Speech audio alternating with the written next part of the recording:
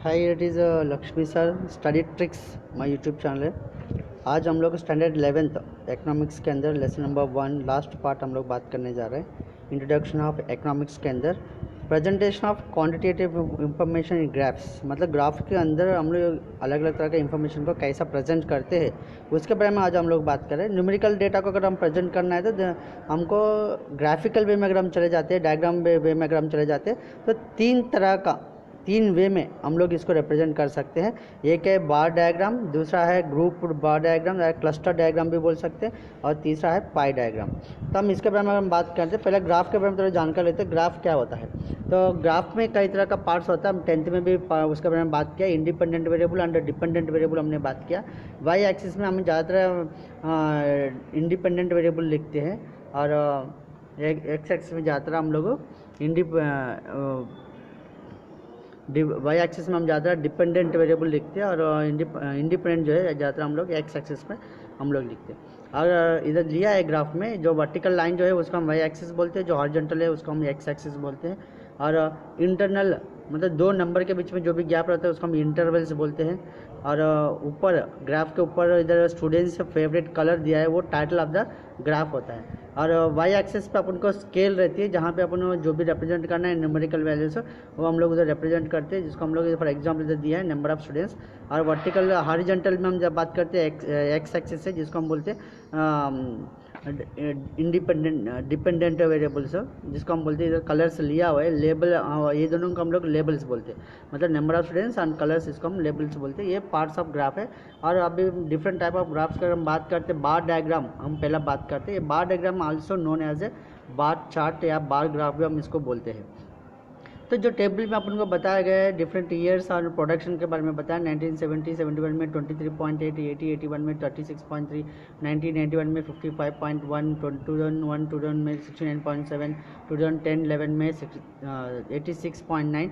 इस तरह का टेबलर फॉर्मेट में, टेबलर फॉर्मेट में अगर हम वही ग्राफिकल में चले जाते हैं, बार ग्राफ में आपको बाजू में बताया गया है इस तरह से आपका बार ग्राफ रिप्रेजेंट करते हैं हम लोग। तो इधर एक्स एक्सिस में हमने ईयर्स लिया, वाई एक्सिस में number of production in lakhs of tons हमने लिया।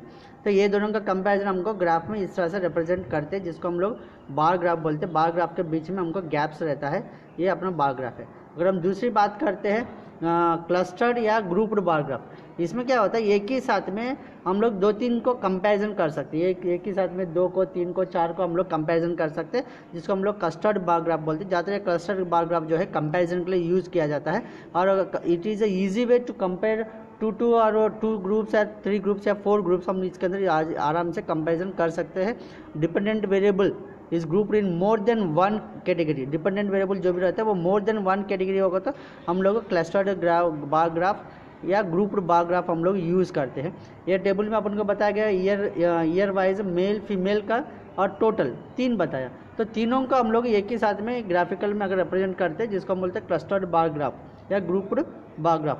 1951 का, 61 का, 71 का, 81 का, 91 का, 2001 2011 ऐसा अपन को दिया है। हर एक ईयर वाइज कितना इंप्रूवमेंट, कितना इंक्रीज हो रहा है मेल फीमेल में, वो आपको बताया गया है। तो इसी का अगर हम लोग ग्राफिकल वे में अगर रिप्रेजेंट करते हैं तो ग्राफिकल वे में इस तरह से आता है। 1951 में इधर आपको बताया गया एक्स एक्सिस ईयर दिया है, Y axis 1 centimetre equal to 10% दिया, परसेंटेज में हम लोग इसका कैलकुलेशन कर रहे हैं। तो इधर 1951 में अगर आप देखा जाएगा तो टेबल में अगर देखेंगे तो मेल का 30.17, फीमेल का 12.7, टोटल जो है एवरेज 21 पॉइंट। मतलब पहला जो ग्राफ है वो मेल है, सेकंड वाइट में जो है वो फीमेल है, और लास्ट में जो है टोटल है। इस तरह के तीनों को साथ में अगर हम रिप्रेजेंट करते हैं उसको हम क्या बोलते हैं, क्लस्टर्ड बार डायग्राम बोलते हैं, क्लस्टर्ड ग्राफ भी हम लोग बोल सकते हैं।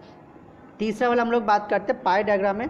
पाई डायग्राम में मतलब एक सर्कुलर फॉर्मेट में हम डिफरेंट सेक्टर्स को, डिफरेंट आइटम्स को, डिफरेंट प्रोडक्शन ग्रुप्स को हम लोग डिग्रीज में डिवाइड करते हैं। डिग्रीज में हम लोग उसको रिप्रेजेंट करते हैं the total share of what ever it में बी।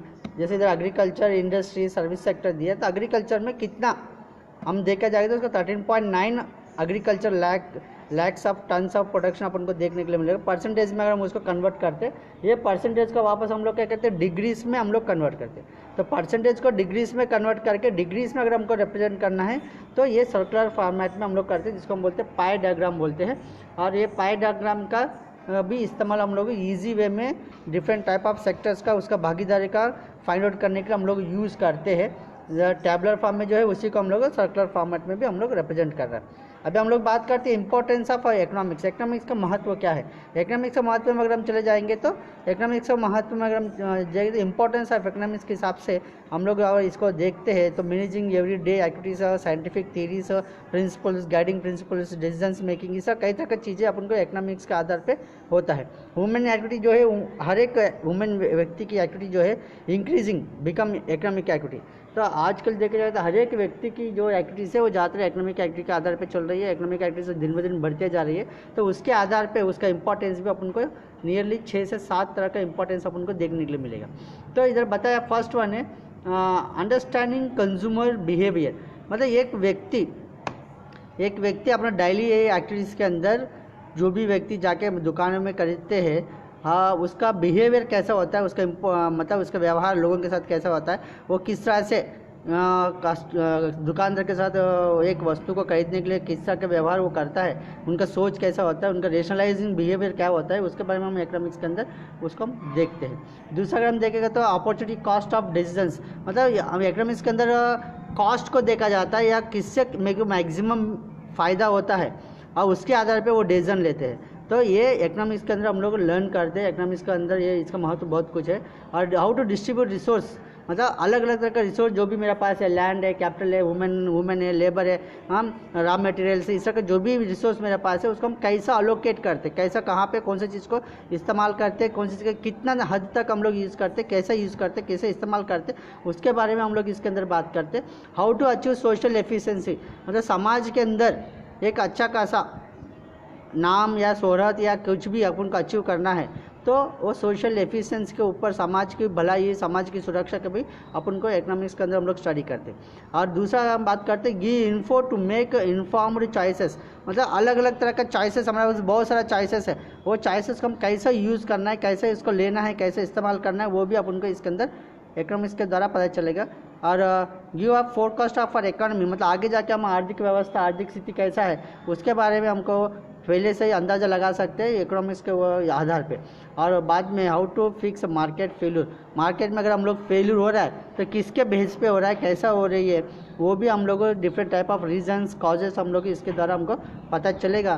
तो ये अपन को इकोनॉमिक की इंपॉर्टेंस के अंदर हम बात करते हैं। और भी अगर हम बात करते हैं तो डिसीजन मेकिंग बाय इंडिविजुअल्स, एक व्यक्ति ये अपना ज़िंदगी में डिसीजंस, कोई भी पैसे का लेके या कोई भी एक्टिविटी का लेके, कोई भी इकोनॉमिक एक्टिविटी का लेके कैसा वो अपना डिसीजंस लेते हैं, वो भी अपन को इकोनॉमिक्स के द्वारा ही अपन को समझ में आएगा। अंडरस्टैंडिंग गवर्नमेंट पॉलिसीज़ अगर हम देखते हैं तो गवर्नमेंट का जो भी पॉलिसीज़ होता है वो गवर्नमेंट भी इकोनॉमिक्स के आधार पे ही अपना पॉलिसीज़ बनाती है। तो समाज के अंदर जो भी लोग रहते हैं उसको समझने के लिए जो भी हम लोग जाते हैं तो इकोनॉमिक्स का उधर बहुत ज़्यादा इंपॉर्टेंस अपन को देखने के लिए मिलेगा। प्रोफेशनल डिसीजन मेकिंग, मतलब जो भी प्रोफेशनल्स रहते हैं वो लोग अपना व्यापार को या अपना कामगिरी को, अपना सर्विसेज को कैसा प्रोवाइड करना है, कितना प्रोवाइड करना है, कहाँ पे कितना किस तरह के कॉस्ट रखना है, वो भी आपको इकोनॉमिक्स के आधार पे ही हमारा अंदर होता है। तो इकोनॉमिक्स अगर हम देखा जाए तो is a science which provide insight of day to day decision making, all human being play roles. मतलब इकोनॉमिक्स जो है हर दिन का कामकाज के बारे में, उसका प्रोडक्शन के बारे में, उसका कॉस्ट के बारे में, उसका डिसीजंस के बारे में अपन को बताया जाता है। तो इसके अंदर जो ज़्यादा कंज्यूमर है, प्रोड्यूसर है, labour, from time to time in life जो भी होता है वो 3 तरह का लोग है जो इकोनॉमिक्स को द्वारा बहुत ज़्यादा प्रभावित होता है और इकोनॉमिक्स के अंदर अपना इकोनॉमिकल डिसीजंस वो लोग लेते हैं।